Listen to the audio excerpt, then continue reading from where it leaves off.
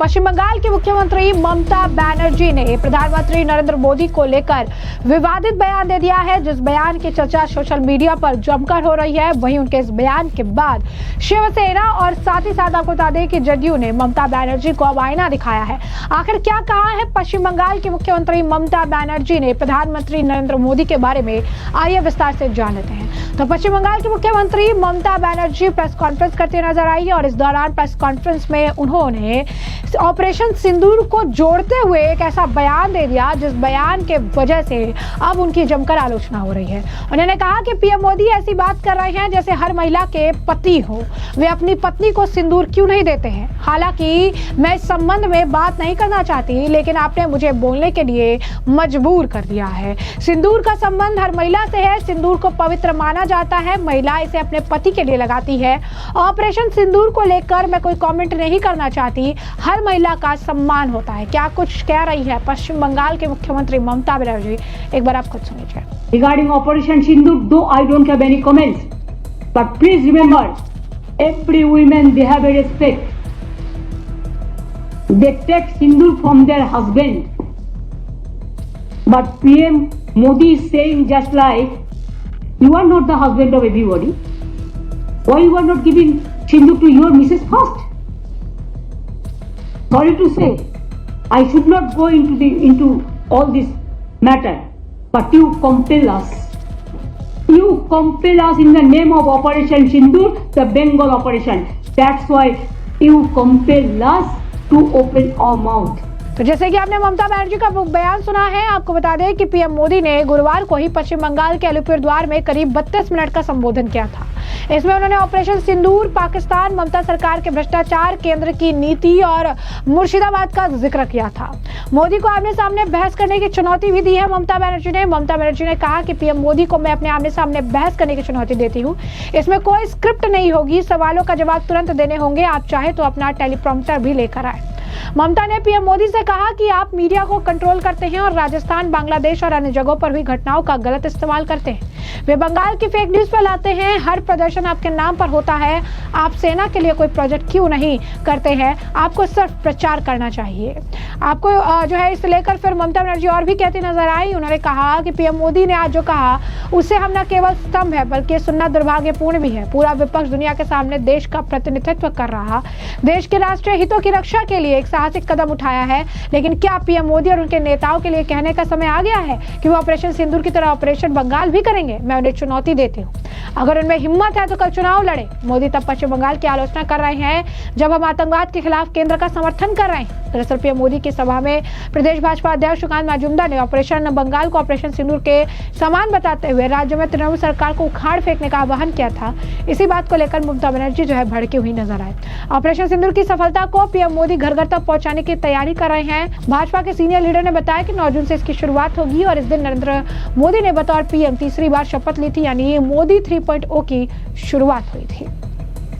अभियान का मूल मकसद मोदी 3.0 सरकार की उपलब्धियों को जन जन तक पहुंचाना है। साथ ही ऑपरेशन सिंदूर को हाईलाइट करने वाले जो है पम्फलेट भी बांटे जाएंगे। तो वहीं अब इस मामले को लेकर क्योंकि इस तरीके का बयान दिया गया है, सोशल मीडिया पर इसकी चर्चा हो रही है। ममता बनर्जी ने आखिर ये कैसे दे दिया बयान, इसे लेकर अब शिवसेना के सदस्य संजय निरुपम का बयान भी सामने आया है।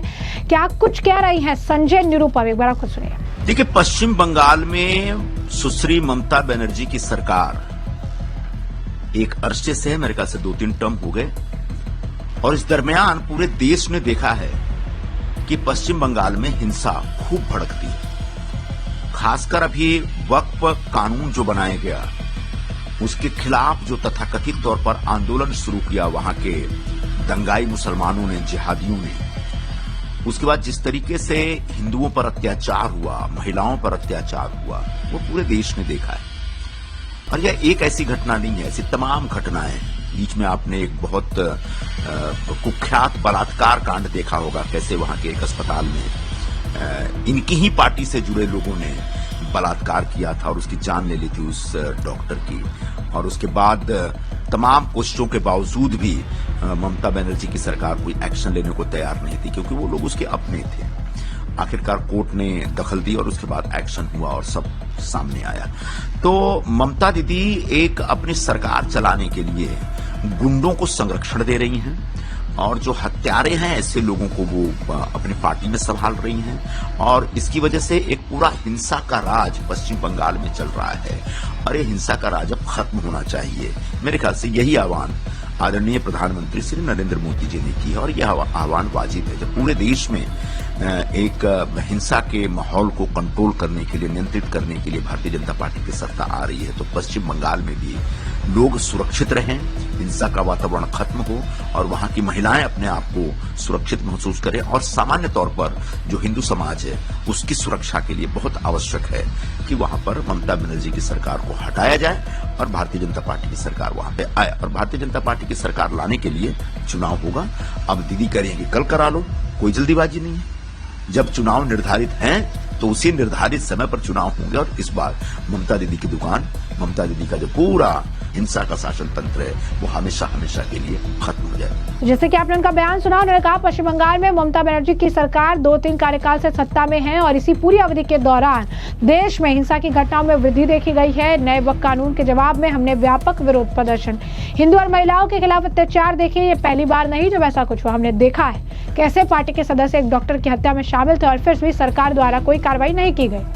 सत्ता में बने रहने के लिए ममता बनर्जी अपराधियों से को बचा रही है, अपनी पार्टी के हथियारों को बनाए रख रही है। इन सभी में पश्चिम बंगाल में हिंसा के माहौल को लगातार बनाए रखने में योगदान दिया है। वहीं आपको बता दें कि इस मामले पर लगातार रिएक्शंस देखने के लिए मिल रहा है और ममता बनर्जी के बयान पर जदयू के नेता केसी त्यागी का बयान है, क्या कुछ कह रहे हैं वो सुनिए। ज्योति बासु के राज में पश्चिमी बंगाल के भद्रलोक की अलग छवि थी। ममता दीदी के आने के बाद वहां अराजकता, दंगे और विद्वेषता का माहौल फैला है जो दुर्भाग्य। तो जैसे कि आपने केसी त्यागी का बयान सुना तो वहीं आपको बता दें कि बंगाल बीजेपी की नेता भी इस मामले को लेकर लगातार प्रतिक्रिया दे रही हैं क्योंकि ममता बनर्जी के बयान को विवादित बताया जा रहा है और यह भी कहा जा रहा है कि आखिर ममता बनर्जी इस तरीके का बयान कैसे दे सकती हैं, उन्हें इस तरीके का बयान नहीं देना चाहिए। अग्निमित्रा पॉल भी इस मामले को लेकर अपनी प्रतिक्रिया दे रही है, क्या कुछ कह रही है बीजेपी के नेता अग्निमित्रा पॉल, सुनिए। इस तरह का राजनीति करने ममता बनर्जी आगे, हम लोग तो लज्जित है। एक महिला मुख्यमंत्री उस सिंदूर की मर्यादा की बात करते हैं। जिस मुख्यमंत्री का राज्य पश्चिम बंगाल में आज हरगोविंद दास, चंदन दास का खून कर दिया जाता है, जिहादी लोग, मुसलमान लोग कर देते हैं, वो समझेंगे सिंदूर का कीमत। ममता बनर्जी कभी सिंदूर का मर्यादा समझे क्या? 2021 के बाद भाजपा के कार्यकर्ता, भाजपा का छोड़िए, साधारण पश्चिम बंगाल के लोग को जिस तरह से मारा गया है, ममता बनर्जी आप आज इस स्टेटमेंट करके आपका जो रुचि है, राजनीतिक जो स्टैंडर्ड है वो कहां पर उतार दिए हैं। हम लोग लज्जित है। आज मोदी जी के ऊपर आप सिंदूर का बात बोल रहे हैं। जो मोदी जी हमारे 26 जन भारत माता की संतान के सिंदूर के जो मर्यादा वो रक्षा किए। हमारे 26 जन मातृशक्ति का सिंदूर मिटा दिया गया 22 अप्रैल 2025। मोदी जी ने इसका बदला लिया। हम लोग गर्वित है, सारे मातृशक्ति भारत के गर्वित है और आज आप बोल रहे आप व्यक्तिगत आक्रमण कर रहे। देखिए, हम लोग भी व्यक्तिगत आक्रमण कर सकते हैं। हम लोग भी दीपक घोष का जो किताब है जिसमें मुख्यमंत्री ममता बनर्जी का बहुत व्यक्तिगत विषय लिखा हुआ है, वो किताब भी हमारे कार्यकर्ता का माध्यम से आपका घर भेज सकते हैं ममता बनर्जी, लेकिन हम लोग नहीं करेंगे। तो ये आज परिचय दिए है कि आज बैठक के अंदर जाके, सर्वदलीय बैठक में आप बोल सकते हैं कि हम देश के साथ है, मोदी जी के साथ है। आप आपका अभिषेक बनर्जी को भेज सकते हैं बाहर, आपका मन नहीं था, यूसुफ पठान को भी आप विड्रॉ कर लिए थे, लेकिन एक्चुअली आपको बहुत दुख हुआ। मोदी जी जो माने दिए ना बदला, आपको बहुत दुख हुआ, जेलसी हुआ, क्योंकि आप पाकिस्तान के लिए काम करते हैं, पाकिस्तान का बात आप बोलते हैं और पाकिस्तान भी तो आपका नाम लेते हैं। शुभानुद्दई, वेल विशर के नाते आपका नाम लिया जाता है।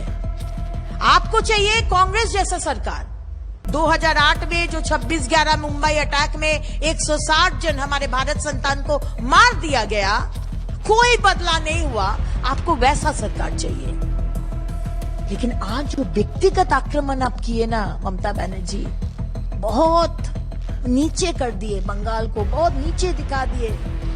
ये कविगुरु रविंद्रनाथ ठाकुर के बंगाल, ये नेताजी सुभाष चंद्र बोस के बंगाल, ये मातंगिनी हाजरा के बंगाल, ये स्वामी विवेकानंद के बंगाल को अब कहां नीचे कर दिए। तो जैसे कि आपने अग्निमित्रा पॉल का भी बयान सुना है, तो लगातार ममता बनर्जी के खिलाफ बयानबाजी की जा रही है। कहा जा रहा है ममता बनर्जी भयभीत हो चुकी हैं, डर चुकी हैं, डर के कारण इस तरीके का बयान दे रही हैं और प्रधानमंत्री नरेंद्र मोदी के खिलाफ बयान दे रही हैं। ऑपरेशन सिंदूर को लेकर भी उनकी टिप्पणी निराशाजनक है और इस तरीके का बयान ममता बनर्जी को नहीं देना चाहिए। वैसे में हमने आपको जो पूरा मामला है बड़े विस्तार से बताया कि ये पूरा मामला क्या है, अपने तमाम बयान भी सुने हैं और अब इस पूरे मामले पर आपकी भी जो राय हो हम कमेंट सेक्शन में कमेंट करके जरूर से जरूर साझा करिएगा। धन्यवाद।